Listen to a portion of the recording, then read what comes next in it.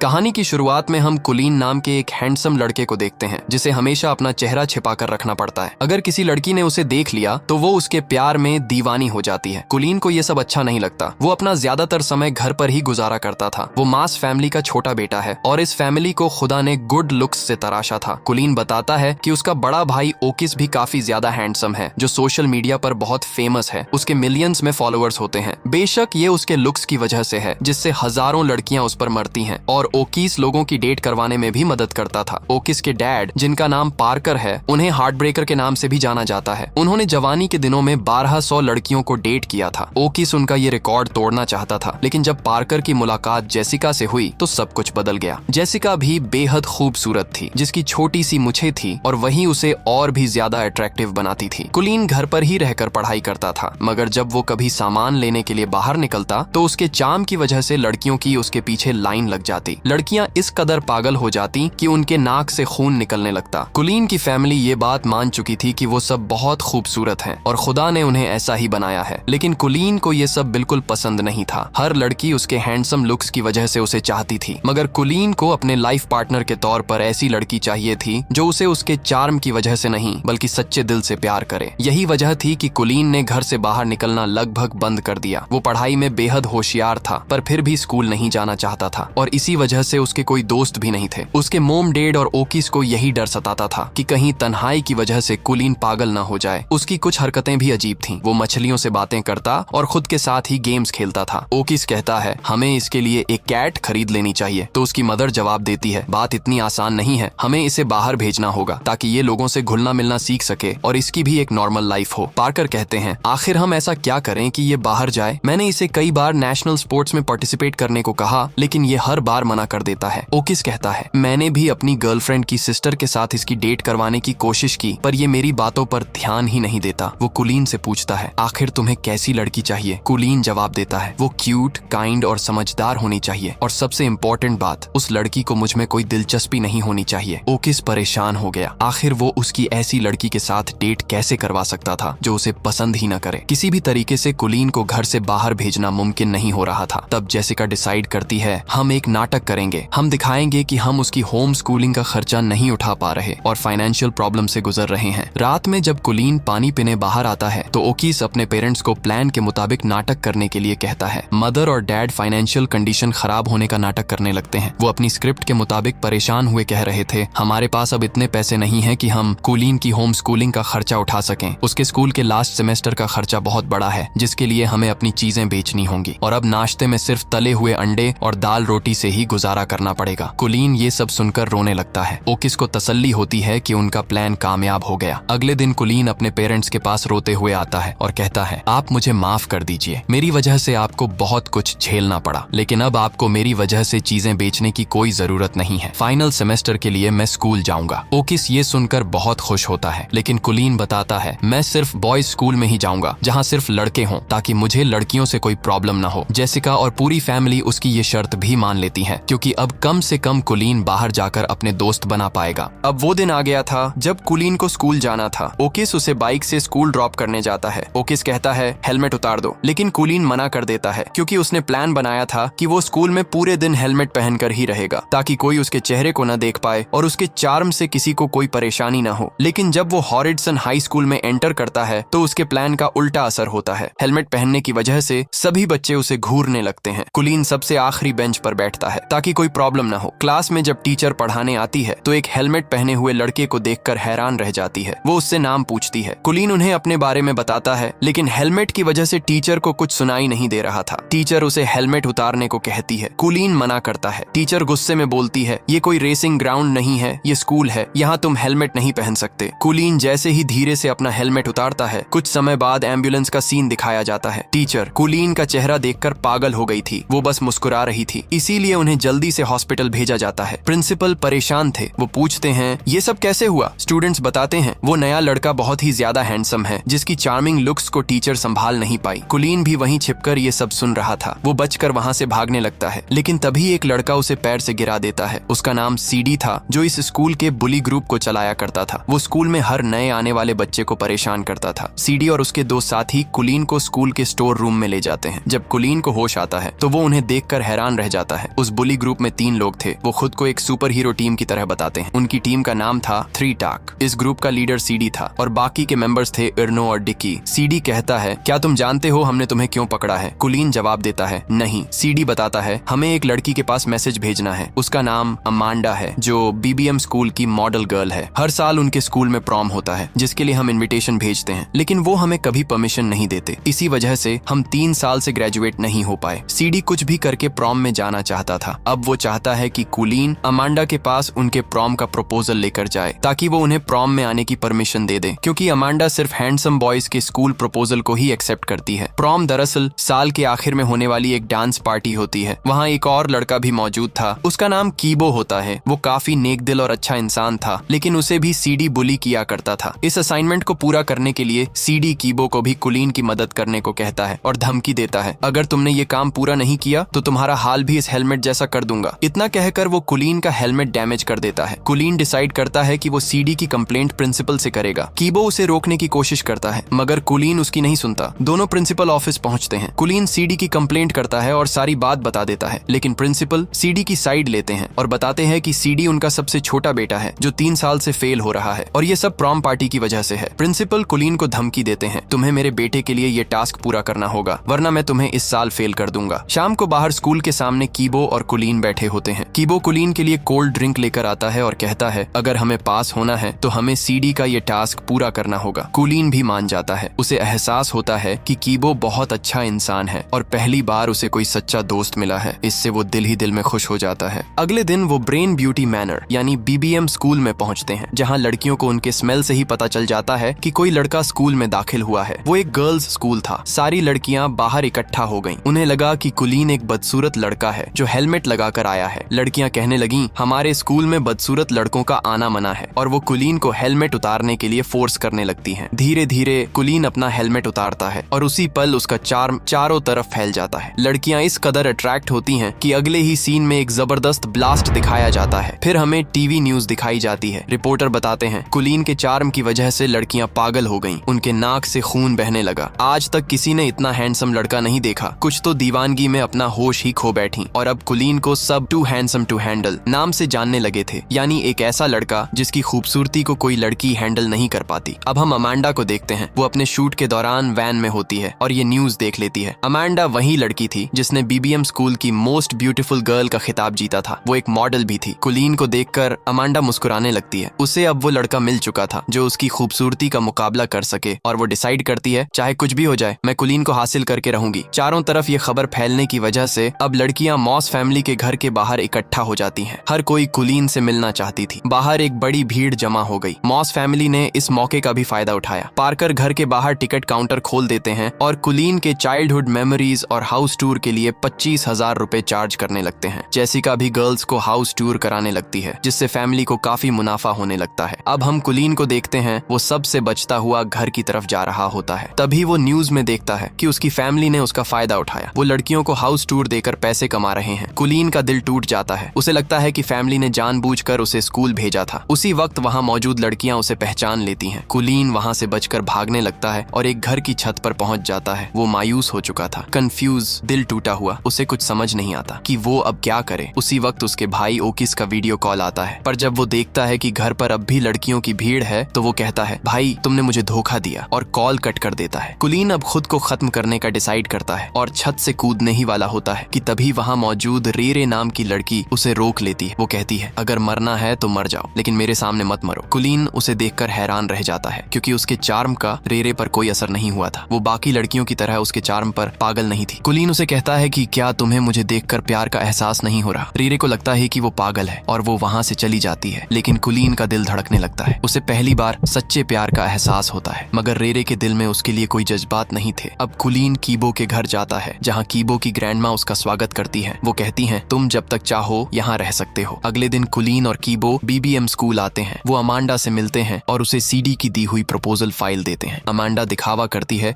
कि वो कुलीन की खूबसूरती से इम्प्रेस नहीं हुई, लेकिन जैसे ही कुलीन वहाँ से जाता है, अमांडा के नाक से भी खून बहने लगता है। कुलीन को अपनी क्रश रीरे दिखाई देती है, लेकिन बाकी लड़कियां उसे घेर लेती हैं और वो उससे मिल नहीं पाता। एक दिन कीबो और कुलीन साथ बैठे बातें कर रहे थे। अब वो दोनों अच्छे दोस्त बन चुके थे। कीबो कुलीन को अपने साथ खेलने के लिए लेकर जाता है, क्योंकि कीबो एक एक लड़की को पसंद करता था जो शॉप पर काम करती थी। वो और कोई नहीं बल्कि रीरे ही थी। कीबो कुलीन को रीरे से मिलवाता है और कुलीन को एहसास होता है कि कीबो पहले से ही उसे पसंद करता है। कुलीन को लगता है कि वो दोनों काफी करीब हैं। अक्सर दोनों साथ में बैठकर डिनर करते और अपनी बातों में खो जाते। अब कुलीन को जलन महसूस होने लगती है। रातों को उसे नींद नहीं आती। वो सोचता है कि उसका भाई ओकिस एक लव गुरु है और इस मामले में शायद वही उसकी मदद कर सकता है। इसलिए कुलीन लव वेबसाइट पर उससे मिलने की मीटिंग फिक्स करता है। अगले दिन वो दोनों एक रेस्टोरेंट में मिलते हैं। ओकिस काफी खुश था। उसकी आंखों से खुशी के आंसू आ रहे थे। वो कब से चाहता था कि वो अपने भाई को लव टिप्स दे। कुलीन के मॉम डैड भी वहाँ मौजूद थे। कुलीन उन्हें माफ कर देता है क्योंकि अगर उन्होंने उसे स्कूल न भेजा होता तो वो कभी भी रीरे से नहीं मिल पाता। अगले दिन जब वो मॉल में किराने का सामान खरीद रहे होते हैं तब ओकिस काम के साथ साथ उसे लड़कियों को इम्प्रेस करने के पॉइंट्स भी नोट करवाने लगता है। कुलीन को एहसास होता है कि अगर वो कीबो को रीरे से दूर कर दे तो शायद रीरे को अपना बना सकता है। एक दिन अमांडा उनके स्कूल आती है। सभी लड़के उसे देख पागल हो जाते हैं पर वो कुलीन को अपने बर्थडे पार्टी का इनविटेशन देती है। साथ ही वो उसे गिफ्ट में एक आईफोन भी देती है। रीरे, कीबो और कुलीन जब एक क्लब में पहुंचते हैं तो कुलीन रेरे के साथ बॉन्ड बनाने की कोशिश करता है लेकिन रेरे उस पर ध्यान ही नहीं दे रही थी। वो सिर्फ कीबो के साथ ही वक्त गुजार रही थी और गाना गा रही थी। ये देखकर कुलीन के दिल में जलन पैदा होती है। जब कीबो वहाँ नहीं होता तो कुलीन उससे पूछता है, क्या तुम कीबो को पसंद करती हो? रेरे इस बात से इनकार कर देती है लेकिन जब कुलीन उसे बताता है कि कीबो अमांडा से प्यार करता है तो रीरे का चेहरा उतर जाता है। इससे साफ जाहिर था कि वो दिल ही दिल में कीबो को चाहती है। कुलीन बहुत उदास हो जाता है। अब वो एक प्लान बनाता है। घर जाकर अमांडा को कॉल करता है और उससे एक मदद मांगता है। अमांडा उसका काम करने के लिए तैयार हो जाती है। अगले दिन अमांडा की पार्टी का सीन दिखाया जाता है। कई लोग वहाँ आए हुए होते हैं। कुलीन भी कीबो के साथ वहाँ पहुँचता है। अमांडा उनका स्वागत करती है और अब कुलीन के प्लान के मुताबिक अमांडा ऐसे शो करती है जैसे वो कीबो से प्यार करती हो। वो उसे अकेले में अपने साथ ले जाती है। रीरे भी पार्टी में पहुंच चुकी थी। वो देखती है कि कीबो और अमांडा एक दूसरे को किस कर रहे हैं। ये देखकर रीरे का दिल चकनाचूर हो जाता है। वो वहाँ से बाहर की तरफ भागती है। कुलीन भी उसके पीछे जाता है। रीरे कहती है, मुझे लगा था कि कीबो सबसे अलग है। वो लड़कियों को उनके हुस्न की वजह से नहीं देखता लेकिन सब लड़के एक जैसे होते हैं। कुलीन इस मौके का फायदा उठाता है। वो कहता है, मैं ऐसा नहीं हूँ और फिर उससे अपने प्यार का इजहार करता है लेकिन रीरे जवाब देती है, मैंने कभी भी तुम्हें एक दोस्त से बढ़कर और कुछ नहीं माना। ये कहकर वो वहाँ से चली जाती है। कुलीन का भी दिल टूट जाता है। उसने अपने दोस्त को धोखा दिया था लेकिन फिर भी उसे अपना प्यार नहीं मिला। वहीं दूसरी तरफ सीडी भी अपने साथियों के साथ पार्टी में मौजूद था। वो अमांडा और कीबो को किस करते हुए देख लेता है। सीडी को ये बिल्कुल पसंद नहीं आता क्योंकि वो खुद अमांडा को चाहता है। वो कीबो को पार्किंग में पकड़कर पीटने लगता है। कुलीन ये सब देख रहा था लेकिन उसमें हिम्मत नहीं थी कि कुछ कर सके। कुलीन कीबो को घर लेकर आता है जहाँ ग्रैंड माँ उसके जख्मों पर मरहम लगाती है। कीबो अपनी कलेक्शन से कुलीन को वो कार्ड देता है जिसे बचपन से ही कुलीन पाना चाहता था। कुलीन को एहसास होता है कि कीबो उसे अपना बेस्ट फ्रेंड मानता है और उसे बहुत दुख होता है कि उसने अपने दोस्त के साथ गलत किया। वो उसे पूरी सच्चाई बता देता है। कीबो गुस्से से कहता है, अगर तुम मुझे पहले ही बता देते कि तुम्हें रीरे पसंद है तो मैं कभी भी तुम्हें उसके करीब जाने से नहीं रोकता, लेकिन गलती मेरी थी जो मैंने तुम्हें अपना बेस्ट फ्रेंड मान लिया। आज के बाद अपनी शक्ल मुझे कभी मत दिखाना। और वो कुलीन को घर से निकल जाने को कहता है। अब कुलीन ने अपना दोस्त भी खो दिया था। काफी दिनों बाद कुलीन घर वापस आता है। ब्रदर, मॉम और डैड उसे देखकर काफी खुश होते हैं लेकिन कुलीन उनसे बात नहीं करता और सीधे अपने कमरे में चला जाता है। कुलीन अब स्कूल जाता है लेकिन कीबो से मिलने की हिम्मत नहीं कर पाता। अब उन दोनों के बीच नफरत पैदा हो चुकी थी। वो अक्सर एक दूसरे को देखते पर बात नहीं करते। कीबो उससे काफी नाराज था। कुलीन अब खोया खोया सा रहने लगा था। उसकी तन्हाई देखकर उसके पेरेंट्स बहुत परेशान थे। उसकी मदर उसके कमरे में आती हैं और कहती हैं, तुम्हारी फिश अभी भी जिंदा है और हम कभी भी बैंकरप्ट नहीं हुए थे। हमने बस एक नाटक किया था। कुलीन हैरानी से पूछता है, आखिर आपने ऐसा क्यों किया? मदर बताती हैं, हर पेरेंट यही चाहता है कि उनके बच्चे खुश रहें, अच्छे दोस्त बनाएं जिनके साथ वो अपने दिल की बातें शेयर कर सके। कुलीन को कीबो के साथ बिताए हुए लम्हे याद आने लगते हैं। उसे एहसास होता है कि कीबो उसके हर एक पल साथ था, चाहे वो अच्छा हो या कोई बुरा वक्त। कुलीन काफी इमोशनल हो जाता है। मदर कहती हैं, अगर तुम पहले से ही फैमिली के साथ खुश थे तो अब हम तुम्हें बाहर जाने के लिए फोर्स नहीं करेंगे। कुलीन उन्हें गले लगा लेता है। अगले दिन कुलीन अपनी गलती को सही करने के लिए रीरे के पास पहुंचता है। वो उसे पूरी सच्चाई बता देता है क्योंकि उस दिन के बाद से रीरे और कीबो भी नहीं मिले थे। कुलीन कीबो के घर आता है पर कीबो उससे बात नहीं करना चाहता। कुलीन कहता है, तुम मेरी सजा रीरे को क्यों दे रहे हो? वो तुमसे मोहब्बत करती है। कीबो बताता है, मैं भी उसे चाहता हूँ लेकिन मैं कभी ये बात उसे बता नहीं पाऊंगा क्योंकि मैं बहुत डरता हूँ। कुलीन पूछता है, आखिर तुम उसके बारे में कैसा महसूस करते हो? कीबो रीरे की खूबियां बताने लगता है और कहता है, वो दुनिया की सबसे अलग लड़की है और मैं उससे बहुत प्यार करता हूँ। उसकी हंसी सबसे अलग है। तभी कुलीन उसे अपना फोन दिखाता है। वीडियो कॉल पर रीरे ये सब सुन रही होती है और फिर कीबो और रीरे रीरे वापस से रिलेशनशिप में आ जाते हैं। कुलीन और कीबो भी फिर से अच्छे दोस्त बन जाते हैं। कुछ दिन बाद हाई स्कूल की डांस पार्टी यानी प्रॉम होती है। उसमें कुलीन कीबो के साथ आता है। कीबो रीरे के साथ डेट करता है। दोनों ईयरफोन लगाकर साथ में डांस करने लगते हैं और दोनों बेहद खुश होते हैं। कुलीन अमांडा को डेट करता है। अमांडा और कुलीन की खूबसूरती की वजह से वो प्रॉम किंग और प्रॉम क्वीन का टाइटल जीत लेते हैं। लेकिन कुलीन का दिल अब भी रीरे के लिए ही धड़क रहा था और वो उसे देखकर मुस्कुराता है। अगर आपको वीडियो अच्छी लगी हो तो इसे लाइक करें, अपने दोस्तों के साथ शेयर करें और ऐसे ही मजेदार कंटेंट के लिए चैनल को अभी सब्सक्राइब कर लें।